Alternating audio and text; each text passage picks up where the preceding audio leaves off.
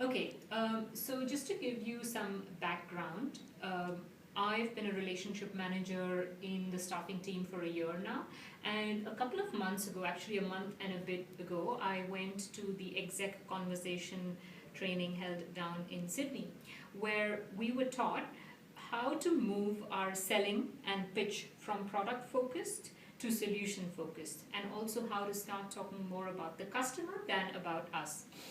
So I'll just walk you through what happened with one of my clients. And the background is that I experimented what I learned with a client of mine called Talent Design Potential, TDP. They were due for renewal in about a month after I came down from Sydney, and I decided to experiment with them. Before all this, they were about a 5-man agency. The inventory they had were 5 RPS licenses and 5 job slots. And during the year, they had asked me several times if they could scale down because there was a lot of business change. The person who was managing recruitment had stepped out, and the business owner had to step in to look after affairs of the company. So I had the central point of contact at the organization who was constant throughout. She was a power user, and I was told that she's the influencer. So whatever Lena decides is what we are going to implement. So my relationship with her was rock solid. So their investment was 5 RPS, 5 job slots, about 19K. And the situation, of course, was that they hadn't logged into a couple of accounts for a few months. And I had always forecasted baseline with these guys. So I was confident I'll get at least baseline with these guys. And I wasn't feeling too good about this, but not too bad about this. So what happened next? Now, after I attended the training, I realized a couple of things. One is that I'm having the wrong conversation with the wrong person. So Lena, who was the power user, wasn't the business owner. So she wasn't signing the checks. Yes, she influenced the business owner, but she wasn't the business owner. The second is all my conversation with these guys was about how much you're using LinkedIn. Oh, look at this, you've used it so much these 4 months, so let's extrapolate it. And it was very, now LinkedIn is cooler, now RPS is better. It was very product focused. And after the training, I realized that I didn't do a lot of big picture. I didn't really understand the business so much, and I didn't do a lot of solution selling to the right person. So, of course, I didn't understand what's happening in the business in terms of what their business priorities are. I knew day to day that, oh, there's one person who's left or another person who's joined, they've made a placement out of LinkedIn, but what are their plans for 2015? I had no idea. And it was the wrong person, wrong conversation, and everything was very transactional. In this meeting, I need to get this. In this meeting, let me do a QBR. So it was very, very transactional.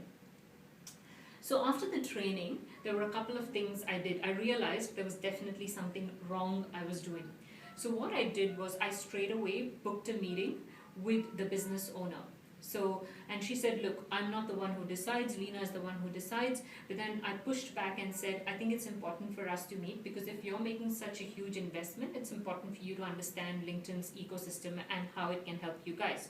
So she agreed for the meeting. And the other thing I did was industry analysis. I want to spend some time on this. Now, when I went for the training, a lot of the time we focused on analyzing companies' financials, right? So balance sheet, income statement, investor analysis, etc. All my clients are private listed companies. None of them are public listed companies. So I was like, look, this is not really relevant to me.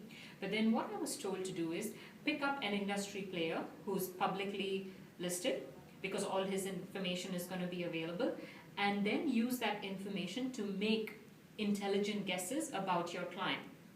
So that's what I did. I picked up Hayes, Robert Walters, and Michael Page's reports. I studied their balance sheet, income statement, cash flow analysis, MD&A, and investor analysis. And the amount of insight I got was incredible. Right? So when I went through all this, there was tons of information, of course, but there were three underlying factors that was common to all of them. One was that revenues and margin. So revenues went up slightly, but margins had consistently dropped across all three players. The second was accounts receivables went up. So accounts receivables are the credit terms that a company typically extends. That was going up.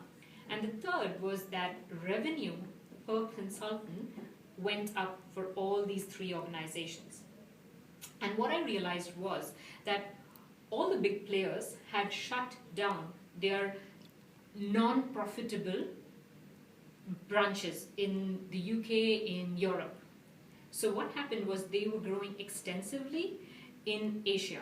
And Asia extends more credit terms business-wise. So that's how the accounts receivable went up. The margins were shrinking because a lot of roles were moving in-house, and there were a lot of economic factors that were influencing the recruitment industry. And the third was that revenue per consultant went up because they were opening up more strategic offices and closing down the ones that weren't making that much profit. So that was my analysis after reading all these reports. Then what happened? So this is what happened at the meeting. At the meeting, I made a conscious effort to do two things. One is move away from LinkedIn jargon, LinkedIn products, LinkedIn and me, and what I can do for you. Instead, I focused on the client. I focused on the big picture. So I entered the conversation by telling the business owner that I've done this research and this is what I've seen across all the players, all the big players, across all geographies. What do you think? And suddenly she was like, you know what, that's actually true. And she told me that they just hired a new person in the US. They've opened an office in Miami so they can cover that area. They're not doing any business in Europe, and that they're opening a new business line for HR consulting. Because she said, you know what, my margins are shrinking as well, and I'm opening up a new consulting arm in APAC.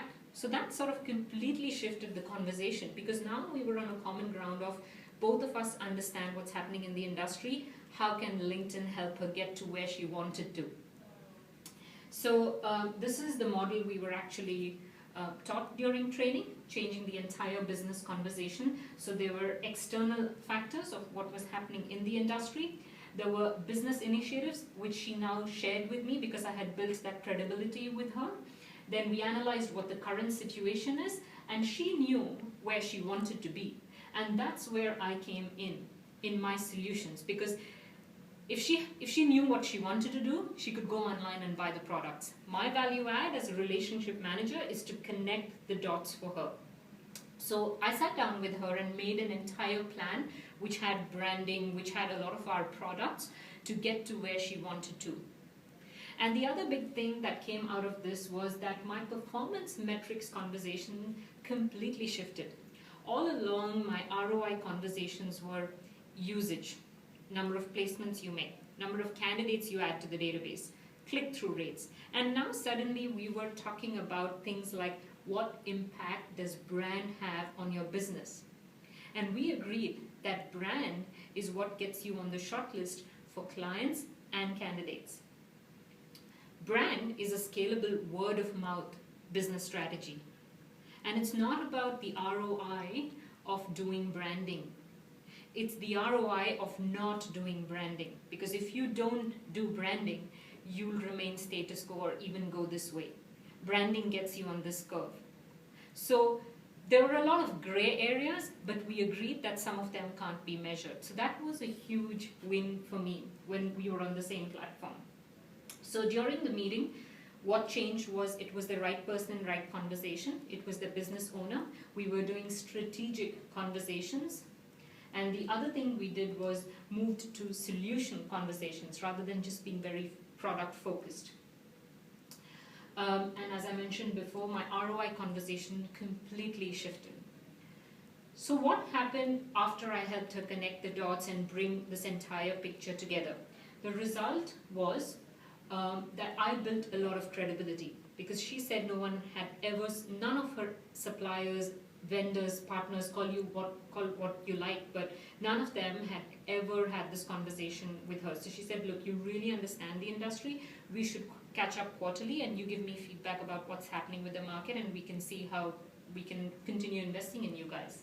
So I built a lot of credibility, and this was the big win for me. My renewal came in at a 240% growth, which is 46K, and I had always just forecasted baseline, so this was a massive win for me.